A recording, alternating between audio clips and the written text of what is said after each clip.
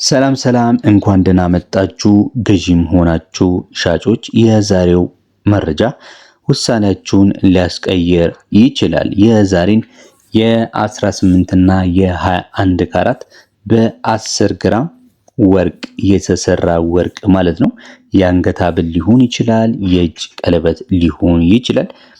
እንዴት መግዛት እንደምትችሉ በምትሸጡበትም ሰዓት ምን አይነት የሽያጭ ቅደም ተከተሎችን መከተል እንደሚገባችሁ የምነግራችሁ ይሆናል። በዋናነት ግን የ18 እና የ21 ካራትን የ10 ግራም የወርቅ ዋጋ በፒያሳ ማለት ነው በስንት እየተሸጠ እንደሚገኝ በአማካኝ ዋጋ መረጃን የምንነግራችሁ ነው የሚሆነው ማለት ነው።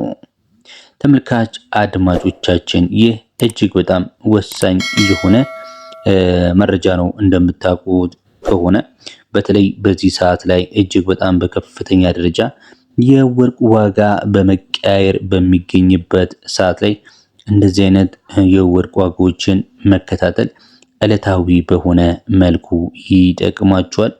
ምክንያቱም የዛሬና የትላንት ወርቅ ዋጋ እጅግ በጣም በመለየት ላይ ስላለ ማለት ነው። እሱ ብቻ ሳይሆን የወርቅ ዋጋ በአሁኑ ሰዓት ላይ እንደ ከፍተኛ የሆነ ኢንቨስትመንት ነው በመቆጠር ላይ የሚገኘው። ዛሬ እየገዛችሁ የምትገኙትን የወርቅ ዋጋ ነገ ላይ ላታገኙት ትችላላችሁ። ወርቅ ዋጋው አንዴ ሰማይ አንዴ ታች አንዴ ላይ እያለ ነው የሚገኘው ማለት ነው።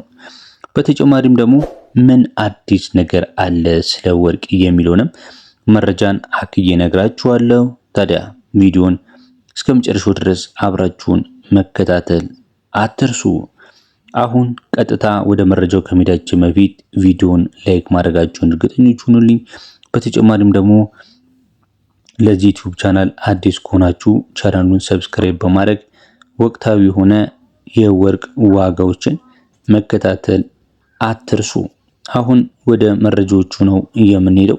በመጨረሻም ምን አይነት ጥንቃቄን ማድረግ እንደሚያስፈልጋችሁና ምን አይነት ጥንቃቄን ማድረግ እንዳለባችሁ የምነግራችሁ ይሆናል ማለት ነው። በተለይ ደግሞ የኢንቨስትመንት 24 ካራት ወርቅን ስትገዙ የጥራት ማረጋገጫ ሰርተፊኬት ብትቀበሉ እንዲሁም ደግሞ የጥራት ማረጋገጫ ሰርተፊኬት ያላቸው ቤቶች ላይ ብታተኩሩ ጥሩ ስም ያላቸው ወርቅ ቤቶች ላይ ሄዳችሁ ብትገዙ ይመከራል ማለት ነው።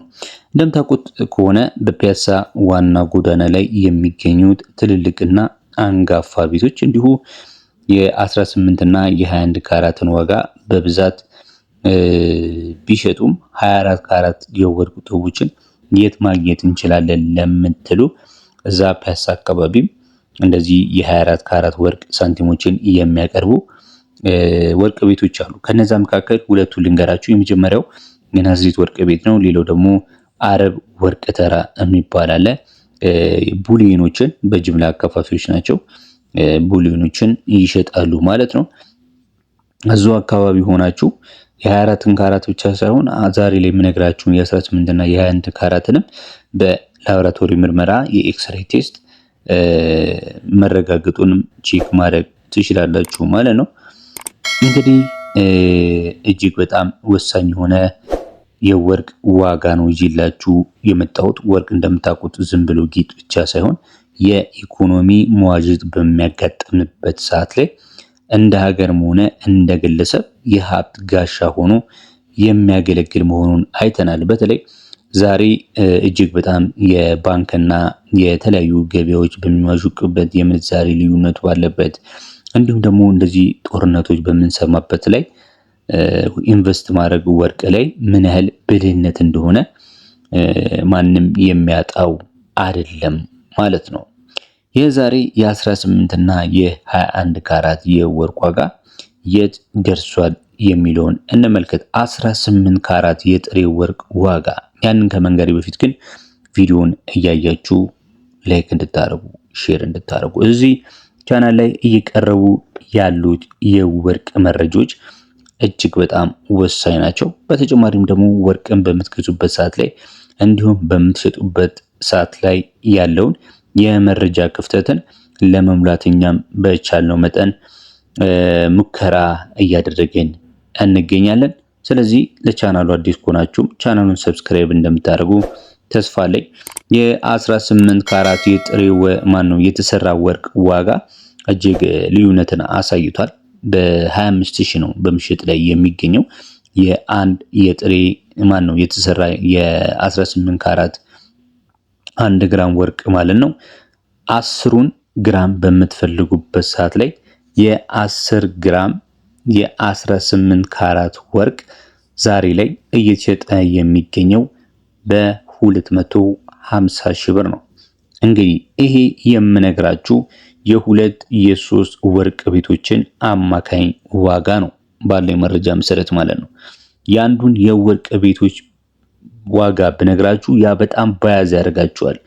ለምን ያ ወርቅ ቤት አንዳንዴ ዋጋውን ከፍ ሊያደርግ ይችላል፣ አንዳንዴ ደግሞ ዝቅ ሊያደርግ ይችላል። ለነገር ግን የሶስት እና የአራት የወርቅ ዋጋዎችን አማካይ በምነግራችሁ ሰዓት ላይ እዚህ ጋር ቆም ብላችሁ እንድታስቡ ይረዳችኋል ማለት ነው። ምናልባት ከዚህም ብታልፉም ውሳኔው የራሳችሁ ነው፣ መደራደር ትችላላችሁ ማለት ነው። በተለይ ደግሞ የማሰሪያ ዋጋ ላይ መደራደር ትችላላችሁ። በዚህ የማሰሪያ ዋጋ ላይ ምናልባት ከ50,000 እስከ 30,000 20,000 ድረስ መደራደር ትችላላችሁ ማለት ነው።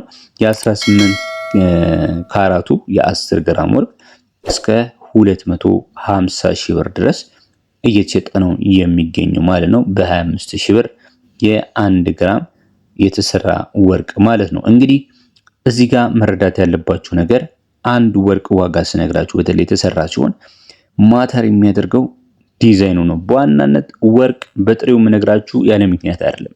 በጥሬው ጥሬ ነው፣ ምንም አይነት ዲዛይን አልተጨመረበትም፣ ቫት የለበትም። ይሄ ግን አንደኛ ቫት አለበት፣ ሁለተኛ ነገር ደግሞ ዲዛይን የሚባል ነገር አለበት። ዲዛይን እና ቫት ሲጨመር ዋጋው እንደዚህ ከፍ ይላል ማለት ነው። እሺ የ21 ካራት ውስጥ በስንት እየተሸጠ ነው የሚገኘው? የ10 ግራም የጥሬ የተሰራ ወርቅ ዋጋ ካላችሁኝ 10 ግራም ብዙ ጊዜ ለእጅ ቀለበት ሳይሆን ለአንገት ላይ ሀብሎች ነው ብዙ ጊዜ ሪኮመንድ የሚደረገው። ዞሮ ዞሮ የ10 ግራም የ21 ካራት ወርቅ በ300,000 አማካይ ዋጋ እንዲሁ በምሽጥ ላይ ነው የሚገኘው። የ21 ካራቱን የ1 ግራም ወርቅ በ30,000 ብር እንደማለት ነው። ይሄ መሸጫ ነው። በሚገዙበት ሰዓት ላይ እንደዚህ ላይበዛ ይችላል ማለት ነው። ለምሳሌ 21 ካራቱን 25,000 ሊሆን ይችላል የሚገዟችሁ። 20 ካራቱ 18 ካራቱን ደግሞ በ22 እና በ21,000 ሊገዟችሁ ይችላሉ ማለት ነው። ስለዚህ 10 ግራም ወርቅ ያላችሁ የ4,000 እና የ5,000 ብር አካባቢ ዲፈረንስ አድርጋችሁ በግራም ማለት ነው። በግራም ነው እየነገርኳችሁ ያሉት ሊሸጡ የምትችሉት በግራም። በአንዱ ግራም ላይ 25,000 ከተባለ የ18 ካራቱ ላይ በአንድ ግራም ከ4,000 እስከ 5,000 ዝቅ አድርገው ይሸጡላችኋል። ትሸጡላችኋላችሁ እናንተ ለወርቅ ገዢዎች ማለት ነው። ለምን የቫቱን ዋጋ ማንሳት አለባቸው። በተጨማሪም ደግሞ በምትሸጡበት ሰዓት ላይ የዲዛይኑን ዋጋ ለእናንተ አይደለም አይከፍሏችሁም። የወርቁን ዋጋ ብቻ ነው የሚወስዱት ማለት ነው። ለምን ወርቁን ዲዛይን እናንተ አይደለም የሚሰራችሁት። እናንተ ግን ከወርቅ ቤት በምትገዙበት ሰዓት ላይ የዲዛይኑንም ወርቅ ዋጋ ጨምራችሁ ትከፍላላችሁ። እንዲሁም ደግሞ የቫቱን ወርቅ ዋጋ ጨምራችሁ ትከፍላላችሁ ማለት ነው። ይህ መረጃ ጠቃሚ ነው፣ ጥሩ ነው ካላችሁ ሀሳብ አስተያየታችሁን ጻፉልኝ። ለሌሎች ሼር ማድረግ አይረሳ። ቪዲዮንም ላይክ አድርጉት። ለቻናሉም አዲስ ከሆናችሁ ቻናሉን ሰብስክራይብ ማድረግ እንዲሁም ደግሞ የደወል ምልክቷን በመጫን ሌላ ጊዜም እንደዚህ አይነት ተመሳሳይ የሆኑ መረጃዎች ሲደርሳችሁ የደወል ምልክቷን በመጫን እንግዲህ ኖቲፊኬሽን ያሳውቀኝ መልእክት እንዲላክሉት ማድረግ ይችላሉ። ለዛሬው በዚያው በቃው። በያላችሁበት ሰላም